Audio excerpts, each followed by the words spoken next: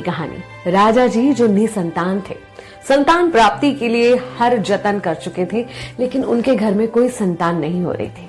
जो भी मौका मिलता था, कोई भी व्यक्ति ऐसा होगा जो संतान के लिए तरस रहा होगा, वो हर जगह उम्मीद की नजरों से देखता है कि कोई तो मुझे कोई उपाय बता दे कि मेरे घर में संतान हो जाए।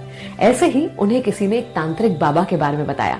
राजा जी उस तांत्रिक से मिले, अपनी समस्या उस तांत्रिक को बताई तो तांत्रिक ने कहा कि तुम एक बच्चे की बलि दे दो, उसके बाद तुम्हारे घर में संतान अवश्य हो जाएगी।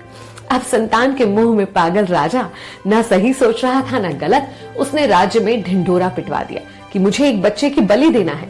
जो भी अपना बच्चा बलि देने के लिए मुझे देगा, मैं उसके परिवार को, उसके घर को धन धान्य से भर दूंगा। राज्य में एक गरीब परिवार था, बहुत सारे बच्चे थे उनके यहाँ पर, और जो सबसे छोटा बेटा था वो हर समय ईश्वर की प्रार्थना में लगा रहता था। उसके माँ बाप ने सोचा ये कुछ काम वाम तो करता नहीं है, निकम्मा है, सारा दिन भगवान के आगे बैठा रहता है, इसे ही राजा को दे देते हैं, इसको देने से हमारी गरीबी भी मिट जाएगी, तो इस तरह ये कुछ तो हमारे काम आएगा। बस उन्होंने तय कर लिया और उस बच्चे को पहुंचा दिया गया राजा जी के पास। बलि देने की तैयारी कर रहे थे, तभी वो बच्चा बैठे प्रार्थना ही कर रहा था। तांत्रिकों ने और राजा ने उस बच्चे से पूछा कि बताओ तुम्हारी आखिरी ख्वाहिश क्या है, तुम क्या चाहते हो? तो उसने कहा कि आप मुझे रेत ला दीजिए।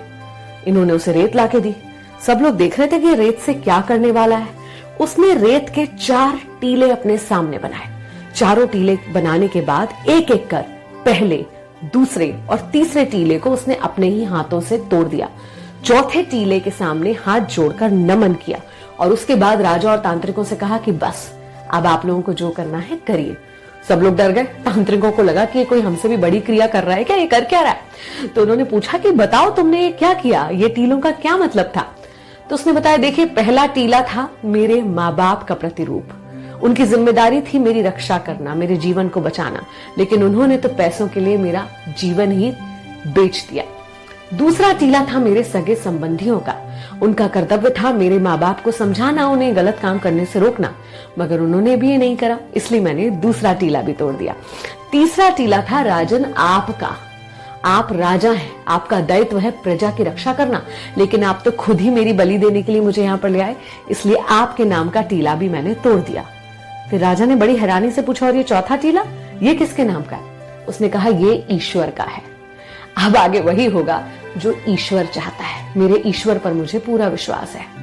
ये सुनने के बाद राजा को बहुत ग्लानि हुई और उसे लगा कि मैं अपनी संतान के लिए किसी एक बच्चे की जान ले रहा हूं, और क्या पता बलि देने के बाद भी संतान हुई या ना हुई। राजा के मन में विचार आने लगे। बहुत सोचने समझने के बाद राजा ने फैसला लिया कि क्यों ना मैं इसी बच्चे को अपनी संतान बना लूं, इसे अपना उत्तराधिकारी बना लूं।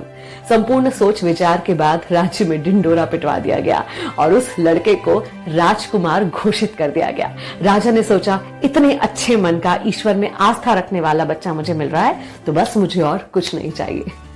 ये उस बच्चे का विश्वास था, भगवान पर विश्वास, जो उसे मौत के मुंह से निकाल लाया। कई बार हमें लगता है कि परिस्थितियां इतनी खराब हैं कि अब तो कुछ हो ही नहीं सकता, लेकिन ऐसे में अगर कोई आपको बचा सकता है तो वो है आपके मन का विश्वास।